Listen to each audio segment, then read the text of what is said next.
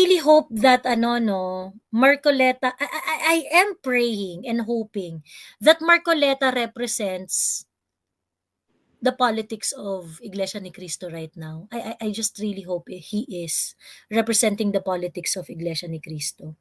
Yeah. If that's the case, parang medyo nabubuhayan ako na mukhang may Ako pag-asa. din. Ako din. Because Iglesia ni Cristo is a very, very strong political actor Yeah. during national elections. We're not so sure if he's doing it because he's siding with Inday Sara. We cannot say that for sure. But ako, I am just relieved that Marcoleta is doing the right thing. And that is my demand for Marcoleta na please, we want to know where you really stand. And I don't mind if you do not support Inday Sara as long as you're doing the right thing.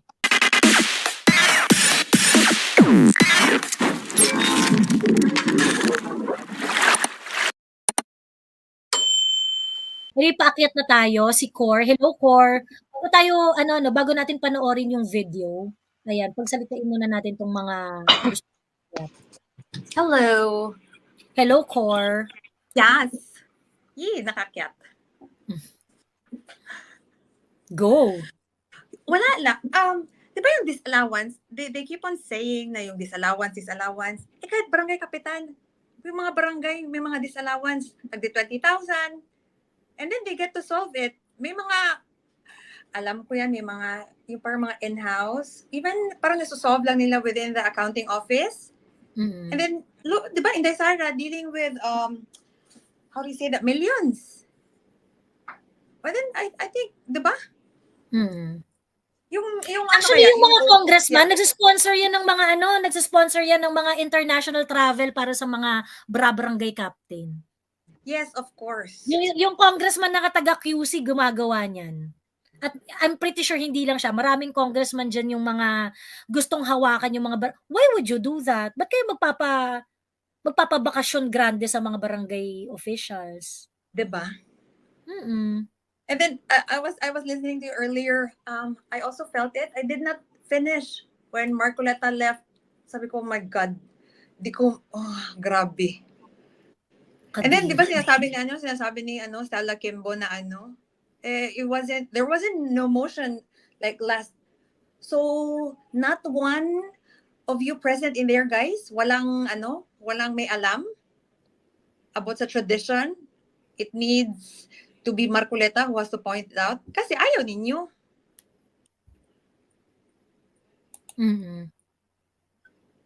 True. Mahilig din pala siyang umepal, may plano yata. Gusto yatang mag-mayor ni Stella Kimbo.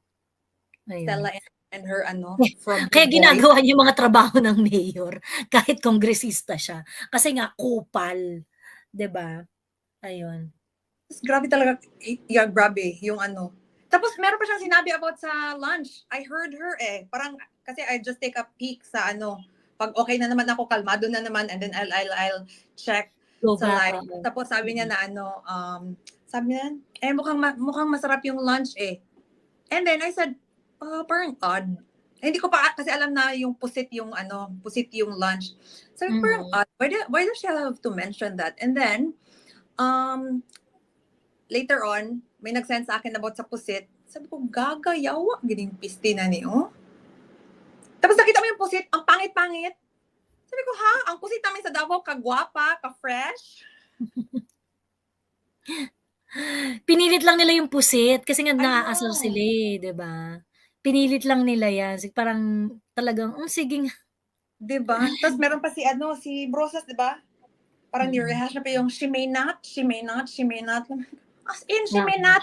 Hindi nyo nga pinapansin na si Dan Fernandez, yung letter F niya, P. Ay, tinuo ko. Punyeta. Diba? Oh my God. F and P. Si F and P. No, we are just here to parrot the truth. Puta, yawa sa parrot the truth. Ano yung parang parrot na parot? Buisit. Grabe siya. Totoo. Ayun. Anyway, meron ka pang ibang mga specific na observation dun sa kanina sa wala, I just in have to and out ka mo, diba? Hindi, kasi another question kasi in my mind, bakit si, because I'm also from Davao, no? Bakit Mhm. si Ungab, hindi siya nagsalita. Pero kanina kasi na andun na si Marcoleta, ano na, Oh, he tawag. spoke. Ungab. He Yeah, spoke. but he did not say nothing about the tradition. Did he? He did. He did. He About did. the, Mm-mm. about terminating it, Nagsalita like po siya, putting, ma'am, si Yeah, ah, Congressman Marcoleta. Sid. last time, He did. about ending it really quick? Yung naunang budget hearing. Yeah, oo. Ah, Hindi niya kasi ni-raise I yun am eh. not so sure if he phrased the question in the same manner. Like Marcoleta did. If I remember it correctly, meron siyang ganong comment. But he did not ask the question the Like way Marcoleta Marcoleta presented it. did. Yeah. Oo. Because, when I saw Marcoleta earlier, I was so excited. Kasi pinapanood ko yung kanyang program. And then he raised it na doon. Sabi ko, wala gini makipagpardagulan gini si Marcoleta. Mm. Andun Actually, pa I'm naman si very Karaps. happy that the rational and the very reasonable Marcoleta is back. Kahit tinag Kasi kanya medyo, core. oo. Kasi may mga issues siya last time eh. And in fact, medyo na-dishearten ako dun sa mga, ay putra. Yeah. Nung tinag kanya sa Na-dishearten ako dun Facebook. sa, naku, natanggal yung pakpak nung earrings ko. Na-dishearten ako dun sa, yung sa stand niya dun sa PI. Yeah. Medyo parang, bakit ganun yung ni Marcoleta doon? And then if you get to listen sa kanyang mga programs, ano siya masyado? Well, he has a different way of phrasing it na parang hindi siya masyado leaning. Alam mo naman siya, di ba? Yung parang, parang magsalita siya para maka-insulto sa kanyang kinakausap. Parang condescending siya masyado. Oo. Yeah, pero sabi ko nga, may change talaga dun sa mga may change talaga dun sa yung Marcoleta na I mean yung in this past year especially nung nag-start yung kasi parang ako medyo na kay Marcoleta nung pinagtatanggol niya yung yung PI. Medyo what happened to Marcoleta? Yeah. Talaga ako kay Marcoleta doon. Kasi parang why would you think that the vote of the senator should be put on the same level with the congressman, with the representative? Tapos sabi niya, nangako kasi siya noon na if it is proven that Martin Romualdez is the one behind the People's Initiative, I will call for his resignation. It was already proven that it was Martin Romualdez pero hindi siya nag-call for the resignation of Martin Romualdez. Yeah, I also felt that. Oo, nung after na yun, parang where does he stand exactly? So nagkaroon talaga ako ng duda sa kanya. And then there were stories about him na parang 'di ba nga parang nag-a-aspire siya na senador, ganyan. Ngayon I felt na okay naman, sige kung magsa-senador siya, di mag-senador siya. Kaso nga lang I was actually worried na parang putang ina baka mamaya sa pangangarap niyang maging senador, willing siyang ibenta yung kaluluwa niya kay Lalisa at kay Bongbong. Ganon. That's what I'm afraid of. And alam naman natin na mahirap talagang manalo sa isang national election. At pag ang backing mo ay ang administration, mas malaki yung chance mo na manalo. Kaya nga nagpakantot Kaya nga nagpakantot tong si Risa Ontiveros sa LP nun eh. 'Di ba? Kaya siya nakipag-alay sa LP nun para manalo eh. 'Di ba? Yeah. So ngayon, I was actually worried that Marcoleta might take that route. And for quite some time, medyo ganun talaga si Marcoleta. I know, diba? Ano kayong nito ni Marcoleta? Ganyan. But like I said, this is how I consume my politics. Okay? This is, while I can see Marcoleta having some shady position dun sa mga importanteng issues para sa akin, now that he is acting in a more rational way, in a more grounded way, I feel na, okay, sige Marcoleta, if you're going to continue doing something like that, and it seems to me na ikaw talagang mukhang ikaw talaga may paninindigan at mukhang ikaw ay tatakbo bilang senador at mukhang hindi ka na nangangailangan ng nangangailangan ng backing ng administrasyon, you don't care that much, 'di ba? Let's see, 'di ba? I hope you continue fighting for what is right. Not necessarily for Inday Sara. Just fight for what is Yeah, I know, right. exactly. Oo. And then even Correct. on his programs, he's even, he's making, alam mo yun, yung parang, taking shots sa Quadcom. Parang tinatawanan niya. Bakit hindi ba human rights ng mga, yung mga apektado dahil sa flood control na failure? Na parang, no, we're supposed to be eating this and then we cannot eat this. Paano yung mga gutom?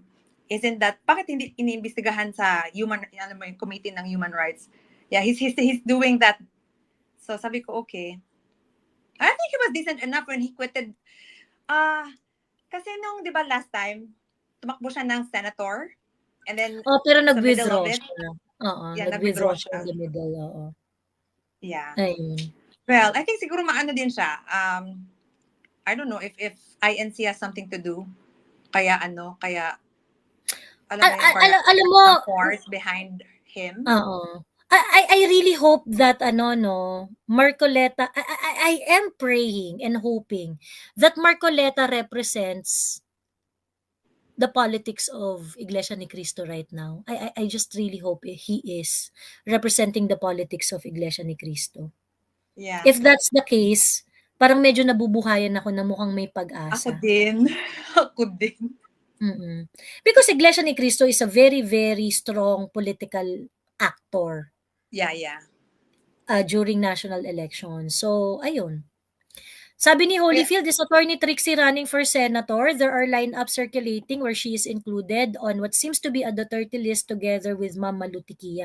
If you're going to ask Attorney Trixie, ang sinasabi niya talaga, wala akong pera. Ganun. Yeah, I know. Hindi ko alam, hindi ko sure. Pero ako, sa totoo lang, I would rather take a risk sa mga bagong muka kaysa bumoto uli ng senador na alam mo naman na walang magagawa. Pero difficult din siya, ha? Kasi yung mga young guns yung ginagamit ngayon. Sa House of Representatives. Yeah. Pero definitely no more artista already. Yeah, oo. Totoo. Oh my gosh, grabe. Kaya sinasabi ko kanina, you know what? One way or another, we're still lucky that aligned sa yung belief natin si Marcoleta, who's really gonna speak out. Yes. I'm not sure. Hindi ko alam kung saan siya banda. If ever man, di ba yung when you said we're not so sure if he's doing it because he's siding with Inday Sara. We cannot say that for sure. But ako, I am just relieved that Marcoleta is doing the right thing. And that is my demand for Marcoleta na please, we want to know where you really stand.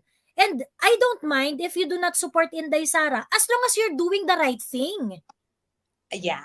And kanina, pinakita yun ni Marcoleta that when it is called for, when he's, he's using his expertise, his legal mind, in asking sharp question, and in situations like this, yun yung pinaka-importante, yun yung public service. Kailangan ka ng bayan para maging boses ng, ng reason.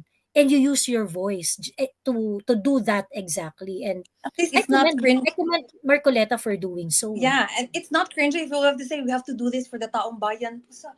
Kanina talaga, oh my God. Parang, pwede wag nyo na lang sabihin na vice president. Sabihin na lang na Sara para tuloy-tuloy na. Alam mo, sagad-sagad na pagkabastos ba?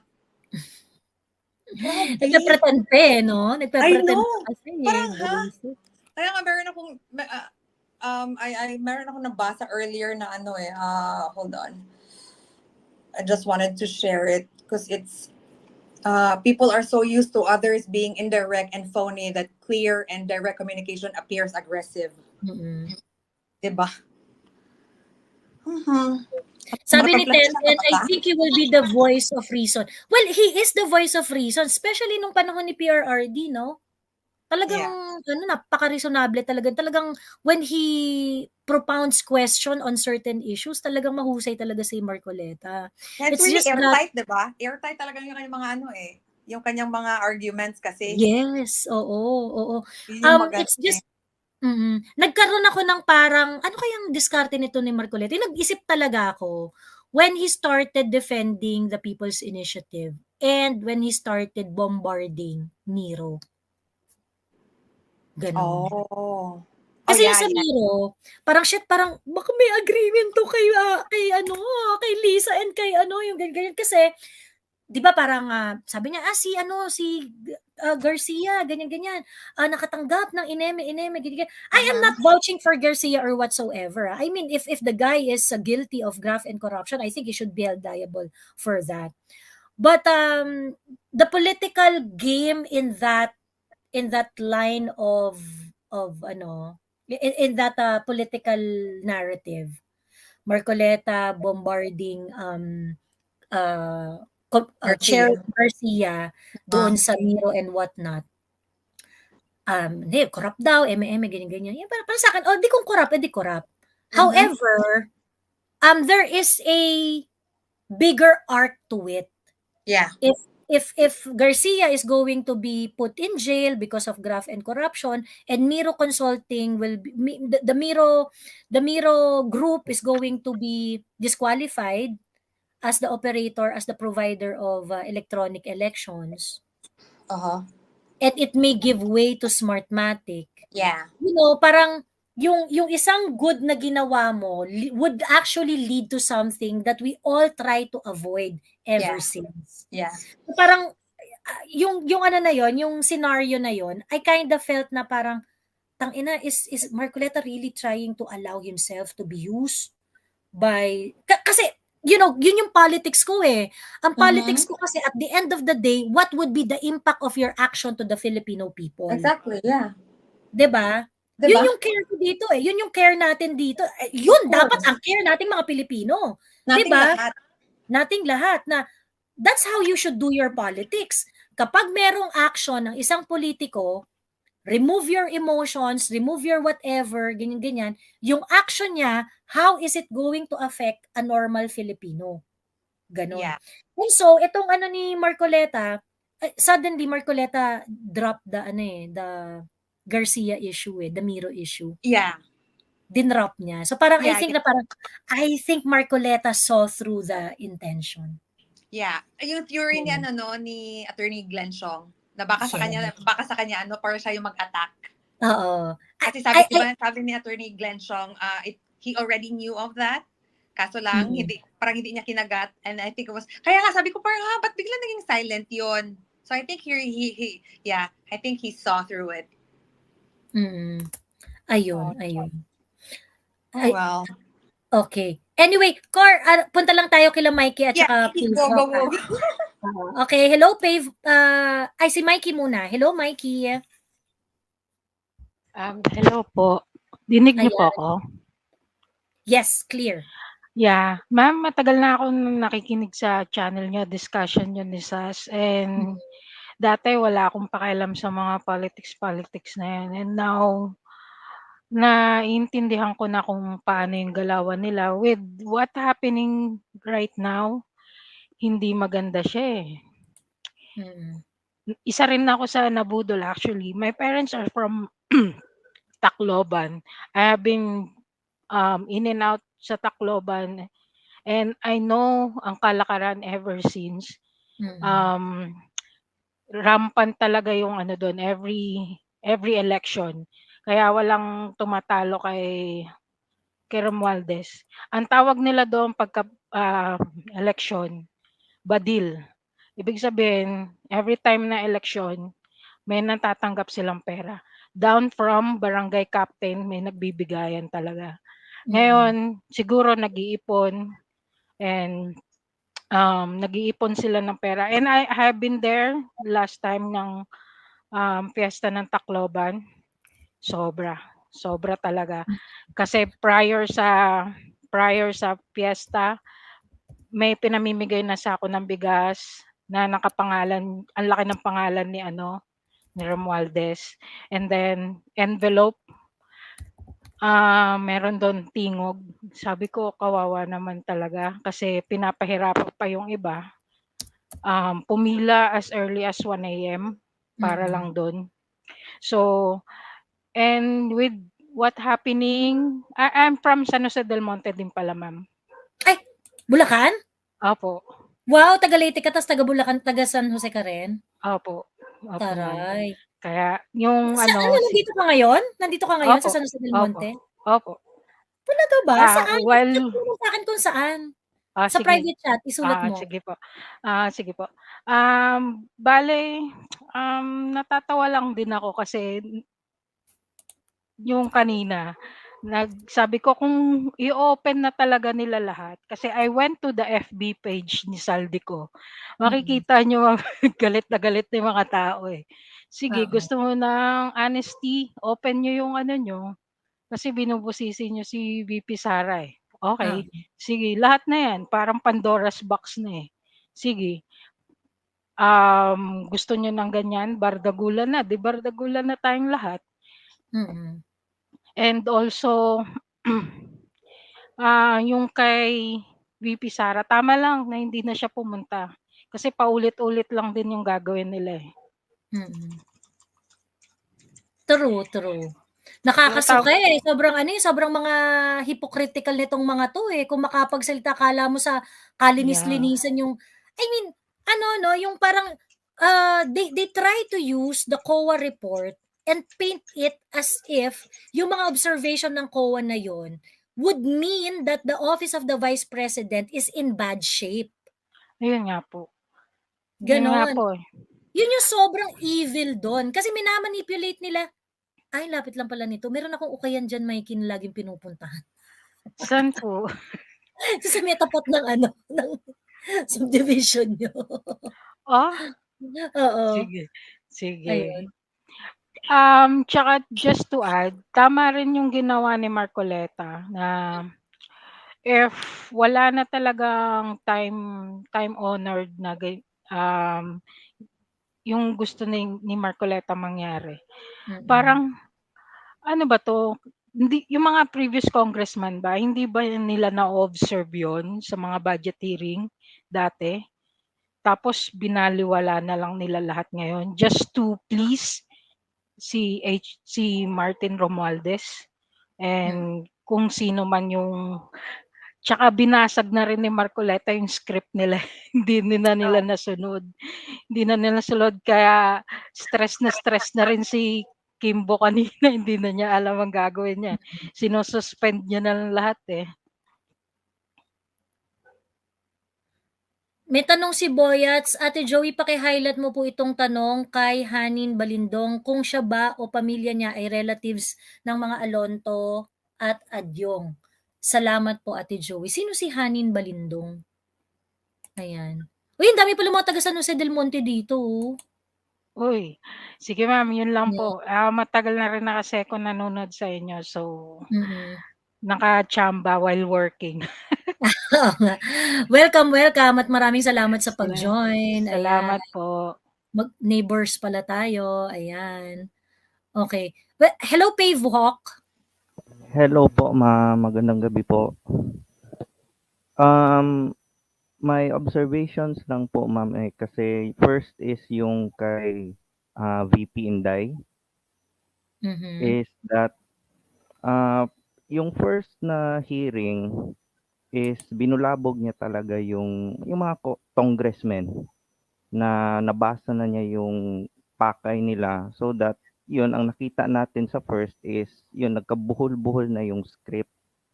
Mhm. Now, yung objectives ng mga congressmen ngayong second hearing is, of course, gusto niya makabawi. But, Sara knew to hold the line. Kumbaga sa military, nag-hold the line siya kasi parang nakita na niya na may possibility na merong magbaback up sa kanya at ngayon yung mga congressmen na yon, like for example sila Paduano, sila Kimbo, eh napasok sa Kumunoy. Mm. Publicly speaking. So kumbaga yung public perception na sa kanila, binungkal yung mga hypocrisy nila. Ngayon, eh nasa Kumunoy sila. Yung Mm. PR talaga na magkakaproblema talaga ngayon because they're trying their best to put a pin kay VP Inday but yun nga, wala si Inday. So, Mm. yun yung nangyari. Mm. Second is yung kay Congresswoman Kimbo. Yung observations ko lang is she's she's the pot calling the kettle black. Yun nga eh. Kasi in fairness dito Love sa sila amin, doon, 'di ba lahat nung nagsalitang congressman gano'n sila. I would just like to know yung tas ano sila, kanya-kanya silang mga specific line item sila sa budget ng OVP, 'di yun nga ba? po eh. Like for example, dito sa amin, kay Congressman Pulong, kasi first district po kasi ako eh dito, Davao City. So, I think yung ginawa ni Pulong is much more into the real masa eh. Well, yung kay Stella Kimbo, makikita mo naman eh, yung angle pa lang nung kanyang page and yung mga pictures niya is really Mm, for PR. And mm, if she's calling that VP Sara's projects are redundant, take a look at herself first. mm, Yun na yung naging problema. Then mm, itong kay Congressman Marcoleta, yung basa ko lang po is that he started to become courageous yung araw na yan. Not he's really courageous noon pa man, but yung sa oras na yan, he started really to stand alone really. And yung pag-iisip na bilang lawyer is pinanindigan talaga niya kung ano yung training niya at experience niya. Now, nakita na niya na yung iba, like, parang asthmatic talaga to si Stella Kimbo, they're already put under the pressure. Kaya mm, ngayon si Paduano is trying to voice out something, giving sound bites, no effect na. The damage mm, has been done. At yun nga, gaya yung una kong sinabi is, nasa kumunoy na yan sila. Either mm, they go down with it, or they still have one last push. So yung oo. sa akin lang po is, yung kay Congressman Marcoleta, I think it is somehow a soft, there's a like may voicing out na din yung INC kasi parang Actually, sa nakikita silver nila. lining 'no, Pavehawk, yung kay Marcoleta. Yes po. Silver Ka- lining siya, yung parang yeah, it's ano 'no, yung it's refreshing to see na putang ina, buti na lang meron pang senador ay congressman dito na kahit papaano marunong mag-weigh ng reasonable and not reasonable, 'di ba? I think it goes with integrity. Mm. Integrity talaga. So for me, I Kasi think it goes with sino yung kanyang backup. um I think oo, pero it's more of his integrity na rin as a trial lawyer. Kasi even with, sabihin natin kung may backing ba ng INC or wala, but Mm. yung integrity as a lawyer na, well, let's stick to the agenda and not yung sa mga obvious naman na mudslinging. Mm, Kaya mm, nga, mm. isa ko pa ring basa yung kay Paduano na, and anong purpose yung kanyang bickering with Marcoleta na it's like he's Ang already basic 'no, rules lang yun, eh, na parang, "Bakla di ka puwedeng magsalita kasi member ka lang." Nag-motion na, so ibig sabihin yung chairman na yung magro-rule. kumbaga parang extra sa movie na gusto pa niyang Oo, gumawa ng eksena, no, nasa end credits na. oo, Yun nga, and overall yung basa ko dito is, the Dutertes are already making their moves. oo, Sara is holding her line kahit na meron pa siyang mga pasabog, and even Baste is already challenging Romualdez to go back dito sa Davao kasi pati ba naman kami, hindi kami na lagay sa listahan ng ayuda nila dito. mm, Yun dapat yung mm, tinanong nila, yung ayuda dito, that's more than a billion yung pinamigay. May taxi pa. mm. Yung, so, Totoo. it really is, now that tama yung sinabi ni Misas na really, it's really interesting this week kasi meron pa talagang incoming bombs na manggagaling talaga. Well, ano, I really hope that Inday Sara will continue to reveal the ano, yung sinabi ni Inday Sara dun sa video niya before nag-start yung hearing. Actually, there were patterns, in other government agencies. din. Sa COMELEC na-mention na rin yan, na-reveal na rin yan, eh, yung parang ang pinropose nila 5 million lang, ang na-approve 12 million, yung mga gano'n. May mga gano'n ng pattern, eh. Pivok, wait lang ha. Sabi, di ba Joe Macamarcos ka? Lagi mo inaangat si Traitor Amy Marcos na plastic. Sabi niya gano'n. Taurus, yung mga ganitong klaseng yung mga ganitong klaseng mga tanong, yung di ba ganito ka ganito? Huwag kayong mag-assign ng belief ko. Tanungin niyo ako sa issue, huwag kayong mag-assign ng belief ko. Okay? Because sasagutin ko kayo. Ano, inaangat si Traitor Amy? Paano ko inaangat? Paano ko inaangat? Did I promote? Yun nga, Macamarcos ka. Tapos ba't sinasabi Marcos? Binubulgat mo nga si Marcos. Yung sa kanila kasi is obviously they're trolls, they're paid to do it. Ang sa akin lang is there's no really fruitful conversation with those people kasi they would attack you ad hominem. Kumbaga one trick pony na lang sila eh. Kasi they know the ship is going down at alam nila or hindi siguro nila alam na nowadays the admiral doesn't go down with the ship. So paano sila pag wala na yung support nila? Actually sa akin yung parang this group are going down in eme ganyan. I do not want to assume it kasi talagang this group is really really powerful and their strategy is to overwhelm the public with their power. Kagaya ng ginawa nila dito sa Congress, no? Kaya dapat it's very, very important for us to really talk about it and spread the information, the complete information, so that they are going to see things the way we see it. Kasi grabe talaga tong if there's anything that nung pinanood ko napagod talaga ako dito sa sa hearing na to kasi parang putang sobrang dedicated nila para willing silang magmukhang tanga, willing silang magmukhang mga basura just to push what they wanted, and that is to really undermine the Dutertes and whatever politics that they are representing. Kaya ako nagagalit sa ginagawa nila is because my politics is aligned doon sa uri ng politika na nire-represent ni Inday Sara. For example, the way she dealt with the problems sa DepEd and the way she institutionalized a lot of processes in the office of the Vice President. Those are the things that I am for. 'Di ba? Na kung magsisilbi ka, gawin mong efficient, gawin mong strategic, gawin mong effective. Now, this kind of things, they don't want to do things like that. And nakita naman natin yung uri ng may mga humanitarian programs din naman tong House of Representatives eh. Pero hindi nila ginagawa doon sa most efficient na way. Ginagawa nila ito doon sa way where they think they can get more political brownie point come the next election.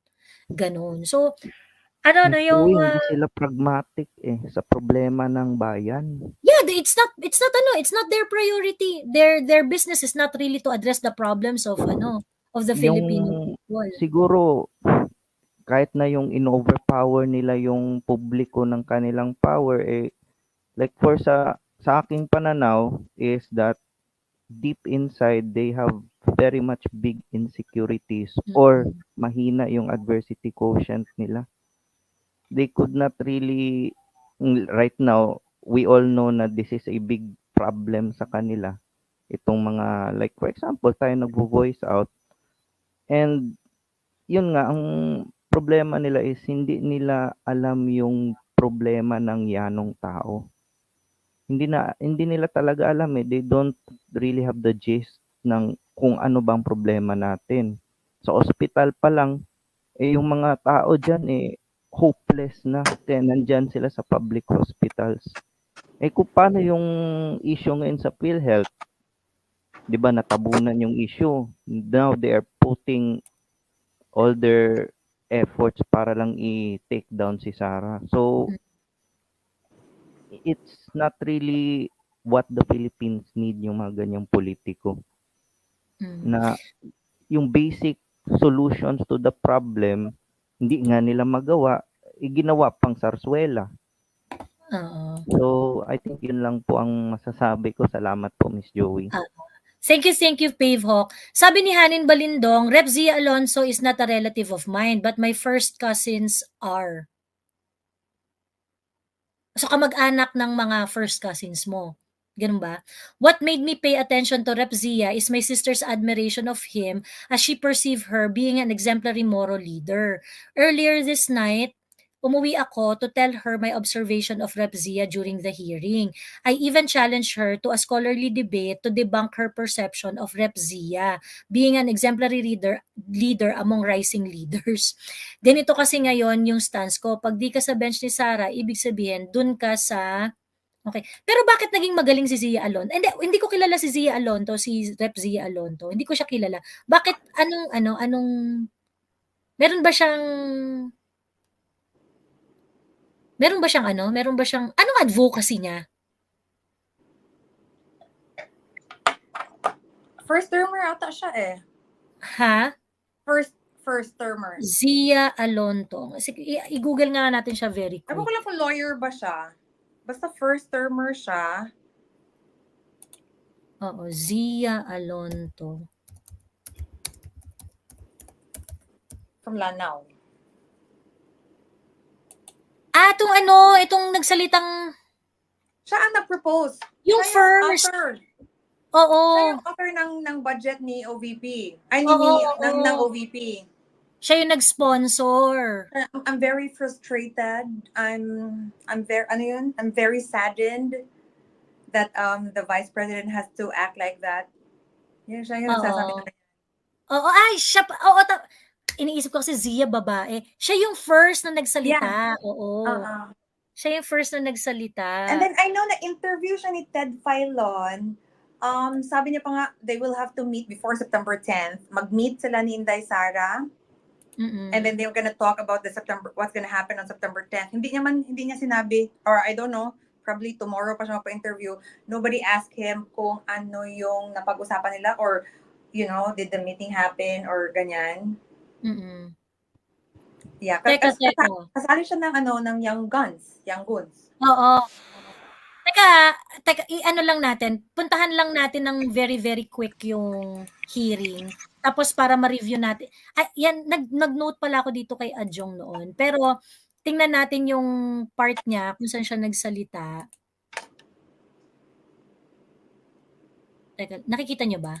Yeah. Ayan.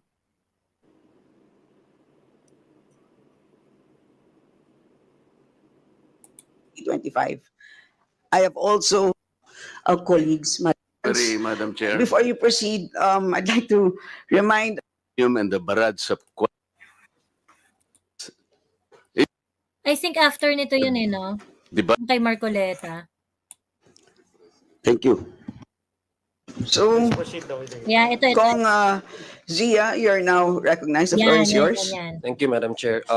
Majority Leader, Representative Manix Dalipe, Committee Chair Saldico, honorable members of this committee, Bismillahirrahmanirrahim. Assalamualaikum warahmatullahi ta'ala wa barakatuh.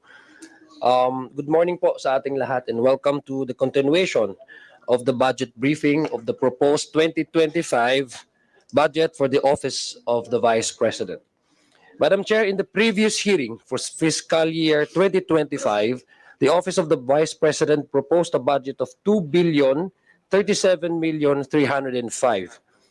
As of the most recent report, the OVP has an obligation rate of 39.9% for 2024. During the last budget briefing, several topics were propounded that the committee sought to be clarified upon. First, members of the committee asked the Office of the Vice President regarding the notice of disallowance issued by COA for the confidential funds released in 2022 indicated that 73 million pesos or 58.6% of total was not utilized in compliance with Joint Memorandum Circular 2015-01 of COA, DBM, DILG, GCG, and DND. The Commission on Audit has ordered the disallowed amount to be returned. Don't trust him. I don't trust him. siya yung nag-sponsor ng budget ni Inday. Tama? Siya yung nag-sponsor ng budget ni Inday. Tama ba, Tita Cor? Oo. Pagkatapos, he's gonna talk about the confidential fund. He actually, may nag-comment dito siya yung nag-summarize ng script nila. Etong si Adjong yung nag-summarize ng script nila. Ayan, tingnan mo. Second, several members of the committee examined the grounds for the disallowance. The COA report stated that this was due to non-compliance with guidelines and the non-submission of supporting evidence or documents. Third, it was noted by members of the committee that the 125 million pesos confidential fund for the fiscal year 2022 was utilized from December 1 to December 31 of the same year, in 2022. A common comment by members, Madam Chair, was that this short period of time, within which a huge amount of fund is spent, raised further clarificatory questions on the validity of the spending. Fourth, members of the committee raised that there were supposed duplications between the Office of the Vice President's Medical and Burial Assistance programs and those provided by the DOH and the SWD. Clarifications were sought on how these overlaps would be addressed to ensure the proper use of resources. Fifth, there were inquiries about the accessibility of various OVP programs, such as the Educational Assistance Program, the Kalusugan Food Track, and the Magnegosyo Taday initiative for MSMEs. The committee sought further information on how these programs align with the OVP's mandate. And lastly, Madam Chair, the committee requested an explanation of how the OVP's programs reflect its constitutional mandate and whether the proposed 2025 budget will support continued progress in these areas. That would be all, Madam Chair, and I would ano siya? Is part of this is part of this show. Part siya ng Young Guns. Uh-uh. Kaya at first, I don't know how the budget is being paano, hindi ko alam kung if the office has to tap someone na ikaw yung mag-sponsor kasi siya lang pala nag-sponsor but they did not talk. Parang siya nag-sponsor out of nowhere. Usually ang magsa-sponsor yung mga congressman who would have like good relationship with the Yeah, I know. That's why na-shock ako. And then when na-interview siya ni Ted Filon, siya lang pala, sabi ko, okay, it's part of the script. It's part of the script na siya. I don't know how they're gonna have to do it, but obviously. Baka nga may traiduran dyan Baka parang sinabi, sige, VP, ako na magsusponsor ng budget mo, ganyan. Sige, VP, ganyan. And then, that's, dahil nga, hostile pala tong si Adjong, ganyan. That could probably be one of the reason why Inday decided, hindi na ako magpapatanong sa inyo. Hindi ko na i-deliver. First nga sa interview niya, parang he gave the impression na hindi sila nag-usap ni Inday. Even before siya nag-author nung neto. Yeah. So sabi ko, okay.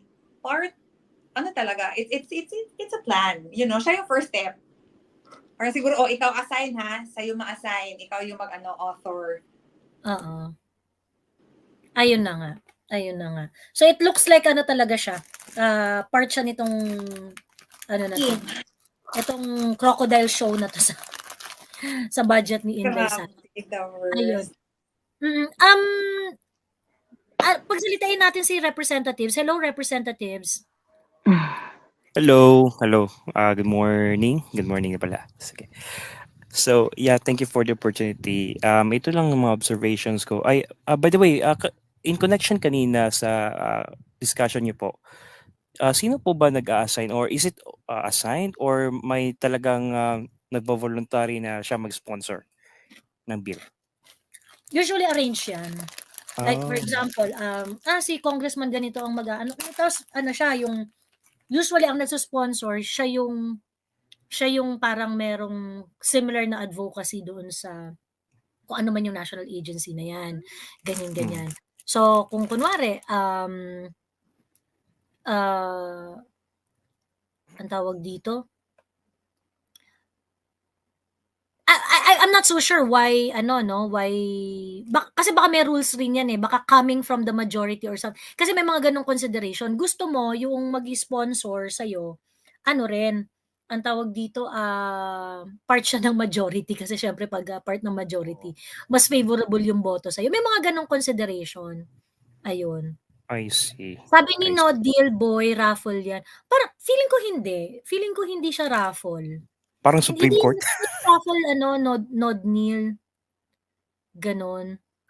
Bakit need po ng sponsor? Di pwede direct from the office then deliberate? Hindi kasi kailangan merong mag-introduce sa floor Kailangan may mag-introduce Motion. sa floor. Okay. Parang in a form of writing na motion, di ba? So, Ngayon, baka merong nag-sponsor, baka siguro among themselves, nakapag-usap-usap na sila, si Adjong ang mag-sponsor, ganyan-ganyan. And does it perhaps have Inday knows that Adyong is hostile sa OVP. So baka malamang yun rin yung isa sa mga reason kaya nag-decide si Inday na, sige, forgo ka na tong question and answer kasi yung sponsor ko, hostile rin naman sa akin. Ganon. Kasi supposedly, yung sponsor, ito dapat yung katulong mo na mag-e-explain ng budget mo sa tanungan tama. Ganon. Yun Does dapat it have to be nakita nyo naman kung paano magsalita si Adjong kanina. It doesn't seem like he wants to help, di ba? Plastic masyado. Ganon. Ayun lang. May gusto ko pang idagdag representatives.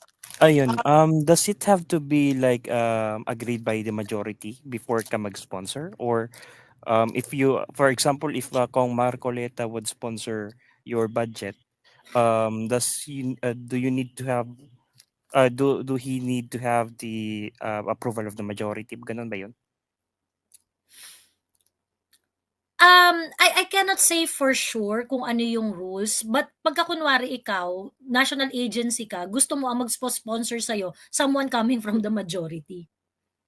Tama.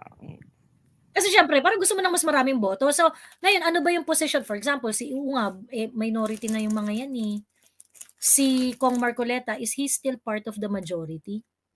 Majority in title. Oo, parang hindi na rin yata. Hindi So, na.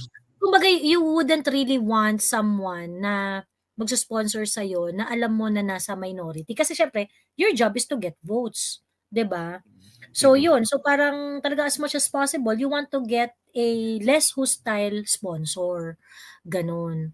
Syempre, may mga payoff yan. Ganyan. Siguro nag-end up na si Adjong yung taker. Siya yung nag-sponsor. Ganon. GG. Ayun. So ito lang mga additional observations ko on what's really happening right now. First is these are all clearly a political moves. And sabi naman ni VP, accept niya to kasi gamay niya tong ganito na mga kalakaran ng politika. So what we need to do right now is to plan the next move. There is an impending impeachment. I'm quite sure about that. What we need to consider right now, because automatically papasa na yan sa lower house So wala na yung deliberation. That's what or my deliberation for PR purpose para masira ng bonggang-bongga si VP.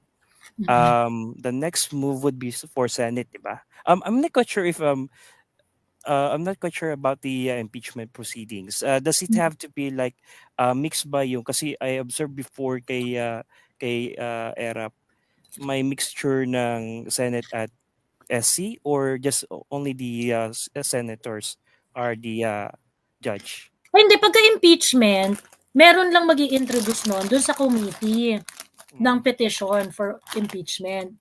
That committee will check kung yung kanilang petition for impeachment is sufficient in form and in substance. So if it is sufficient in form and in substance, so magde-deliberate siya committee level, ganyan. So committee level, pag bumasa siya sa committee level, magkakaroon siya ng deliberation sa plenary, yung buong Congress na magbobotohan sila doon. When they get the required vote, then impeach na siya sa committee level. Ngayon, aakyat yan sa Senado. Yung Senado, i-convict siya based dun sa articles of impeachment na nandun sa kanyang petition na kung saan ginamit na basis ng House of Representatives to impeach her. Ganon. So kapag ka na-convict siya, doon na siya matatanggal sa kanyang office. Wala pong participation na Supreme Court dyan or kahit ano. It's a purely legislative exercise. It's purely a political exercise. Oh, okay. So ganito yun lang kasi alam ko naman talaga na yes, based sa mga sa college na experience ko sa political or politics and governance, ang impeachment kasi originates from the lower house. So quite sure na gagapang talaga yan doon hanggang sa plenary at papasayan yung impeachment nila kasi kontrolado. Well, ang kailangan mo lang numbers. So do they have the Yeah. numbers or not? They have already the numbers. Yes, They gagapang have. talaga yan. Diba? Meron na daw. Yun ang sabi ng halos lahat ng maririnig mo talaga, even dito sa Davao, talagang meron na daw talagang numbers for VP to be impeached. And so we need to see if what will be the Senate decide or who will be among the senators who agree or found it guilty for VP to commit such. Sino kaya yung mga senators na mga boboto for? Magkakaroon ng hatian ng dagat. Diba? So ang may umiikot kasi na I'm not quite sure kasi umiikot sa mga groups eh. Hindi ko to confirm pero may 1 billion daw ang offer. Yung initial discussion ng lower house, 1 billion peso daw ang offer na mga kongresista sa mga senators just to buy in favor with the impeachment proceeding with impeachment. And also dito natin mahahanap or makikita kung sino talaga yung may prinsipyo pa sa gobyerno kasi if the senators, as what I can see in our institutions right now, three branches, Supreme Court, I think halos medyo 50-50 na rin. Ang justice system natin is 50-50 on what happened, what transpired sa CA decision dito sa Cagayan de Oro, and also sa Senate ay sa Congress, sa lower house, talagang na talaga nabili na sila, kinain ng sistema. Senate is kind of like our saving grace na lang. Let's see if they are still has that trust or that Kaso sino? Parang ako hindi rin ako hopeful sa Senate sa totoo lang. Nabibili rin eh. Kasi halata naman kay CJ Corona nabibili. Tapos I'm quite disappointed about that result as well. So I think dito natin babantayan ng maigi kasi I'm sure didiretso na to ng Senate as impeachment court. Wala nang paligo-ligo pa, diretso na to. And dito natin babantayan ng maigi. If possible, pwede I don't think Morales. baka si Inday Sara, I don't think pagka kunwari na-impeach siya sa House of Representatives, I don't think i-allow pa niya na dalihin siya hanggang Senate. Bababuhin siya dun eh. Magre-resign ba siya immediately? Awan ko. Pero hindi natin alam. Kaya allow ba ni Sara na babuy-babuyin siya sa Senate? Awan ko. Yun Hindi nga. ko alam. Ayun. So, let's wait and see. Yeah. So, ganito lang. Sana lang mga senators may natitira pang dignidad na hindi kayang bilhin. Yun na lang talaga. So, in my third point, sorry for taking so much of the time.